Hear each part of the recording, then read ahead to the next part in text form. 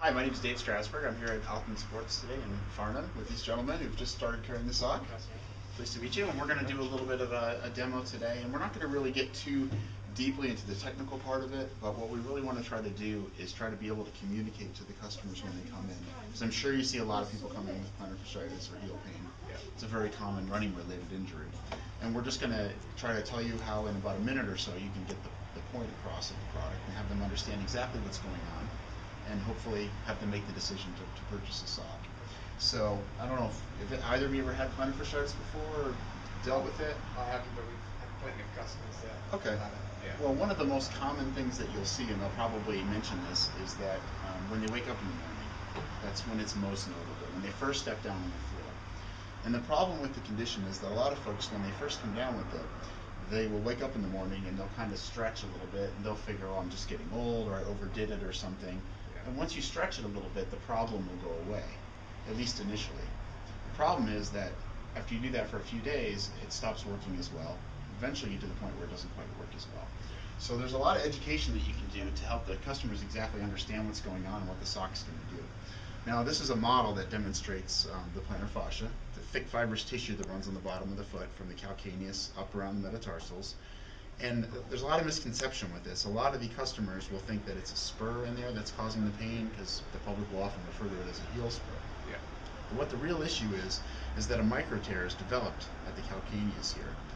And all day long, the customer is constantly stressing that as they're walking on it, placing force on it. And then when they go to sleep at night, this fascia is just hanging here with no tension on it. So when you sleep, that's when your body says, okay, I'm at rest, it's time to heal. It tries to seal that up and reconnect those micro tears. However, it only gets 6 to 8 hours, and then they're back on it again and re-tear it. Okay? A great demonstration that you can use is to show them your finger like this and say, okay, imagine your finger is your plantar fascia, okay? And imagine you had a little cut on your knuckle, just like your plantar fascial tear. If you held it like this at night, and then in the morning you went like this, and keep doing that every day, it's never going to heal, okay? But imagine you had a cut, and you could stretch it and hold it for an extended period. Now when you go from here to here, you're not applying any additional strain. Yeah. So that's really what we need to find a way to do with this problem, is find a way to stretch it and hold it in a tensed position. Okay? Now the next demo that I usually recommend is a little demonstration of the windlass mechanism of the plantar fascia. And basically what that is I'm going to take off my Belega sock here. If you have your customer put their thumb on the bottom of the heel like this, and you say, watch what happens when I bend your toes back. See how that fascia tenses up and pops off the bottom of the heel? That's exactly what's going on every time you're running and you're in that toe off position and you're firing off of that. You're tensing your fascia. So that's the point right there where your plantar fascia has the maximum tension on it. So if we could find a way to get those toes back and place tension on that at night and let it heal that way, then when we get up in the morning, we're not asking it to do anything beyond what someone would do. And that's really the whole idea behind the sock. Stretch the plantar fascia, hold it in that position. That way, once they get in the proper footwear or proper insole, all those things that are going to help the problem, the sock is going to carry them through the next day. So I'm going to give you a quick demo about how to put it on and fit someone properly. What you do is take the sock out of the bag. There's a couple of Velcro straps on here. And what you're going to do is, I recommend you just keep the top part fastened at first. It's a little easier to work with, and just flip it over the top. Okay? Take the sock, pull it up over your calf like this. And you want to put the D-ring in this position right here, just below the knee. Okay? If you've got someone that's shorter and they pull the sock up and they've got extra material, what we don't want them to do is we don't want them to roll it or fold it in the top area up here and then put the band, because it's too much tension. A lot of people will think, well, I have to pull this up all the way or it's going to fall down like my regular socks, like my dress socks. But you're lying down when you use it, so it's not really necessary. So the way that you deal with that is you push the sock down, so the extra material's down here, and just pull the upper layer up like this. You want it to be all single layer up here. Bunching, rolling, or folding down here doesn't matter. Okay, so that's the first key point. Take this upper strap here, fasten this around the back. Now this is non-elastic, and its only function is to keep this ring in the center while you're sleeping so it doesn't move around.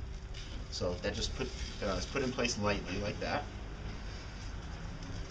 Take the toe strap right here, You want to have your foot at about a 90-degree angle. Feed the toe strap through here. Relax your toes, okay? And we're going to use this toe strap right here to slightly pull the toes up off the floor. Just about a ½ inch or so is all you want. You don't want to put a lot of tension on it, and this is the other point you want to get across to your customers. Because whatever you do in this position is going to change when you're lying down, okay? So we just want a little bit of tension like this, okay? Now I'm going to go ahead and sit down here on the floor. That would be if I was getting into bed. And you're not going to see the stretch at first. You're not going to see the stretch until I relax my toes, okay? So they're tense now. When I relax them, that's when you see the stretch. So what's going on, and that's called the windlass effect, the windlass mechanism, these toes coming back places tension on that plantar fascia. Now the reaction I get a lot of times from customers is, I don't think I can deal with something pulling on my toes all night like that. I've done the towel stretch and it's a little uncomfortable. But what I like to demonstrate to them is you can actually unfasten this top strap and it'll still hold its position. So it's a very, very mild amount of tension, and it's not even actually a stretch. We're not looking to pull the whole foot back. All we want to do is hold the toes in place. The foot will naturally resist that and bend forward, and that gives you the tension. Cool. They're going to wear it at night, 6 to 8 hours or so while sleeping. They can also wear it in the evening when they're watching TV or working on the computer. If they can wear it for 2 to 3 hours there, that's another time that it typically would hurt them if they if they're seated and they get up. A lot of customers will ask, how long am I going to have to wear this for? It's not an ongoing thing. Ideally, you're going to wear it until you've been pain-free for several mornings. So most of the time, they're going to notice a difference between 2 or 3 nights, and a lot of people will make the mistake of stopping then. But what you want to do is continue on, give it a proper opportunity to refasten and reattach, shorten that treatment cycle, make everything else that you work or apply to them work that much better. So pretty simple, pretty effective. The average recovery time in the research studies was just over 2 weeks when patients use it on a nightly basis, which is great. Great news for runners. Tremendous number of them suffer from this problem, and I think you have a great opportunity to help get them back on the roads again. We certainly get a lot of people suffering from that type of problem. The first thing in the morning is when you put the foot down and you can't actually stand that at all. Those little demos with the finger, Yeah. and that we can get you, if you want the plantar fascia model, we can get you one of those. Very effective, and it really makes it so they can understand it. And if they understand it, what they're doing, they're gonna stay with it. And then when they start feeling better after a couple days, then they're really on board, and they're gonna listen to your expertise, your advice as far as you need to work on your training. Maybe you did a little too much too soon. Maybe you have a biomechanics issues. You're overpronating. I saw you guys do the gait analysis back there. Too. That's part of the reason why we focus our product in these types of shops in the U.S. and Canada and now in the U.K.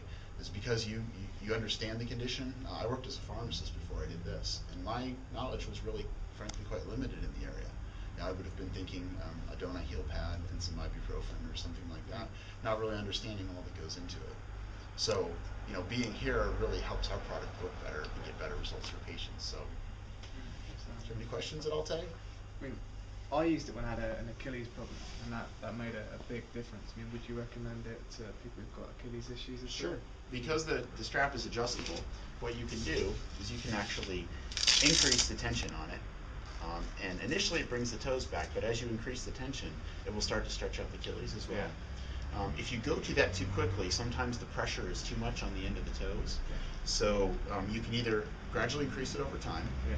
or the other modification that you can do is to take an insole out of one of their old shoes that they're not wearing, regular flexible, doesn't have to be firm, slide that inside the sock.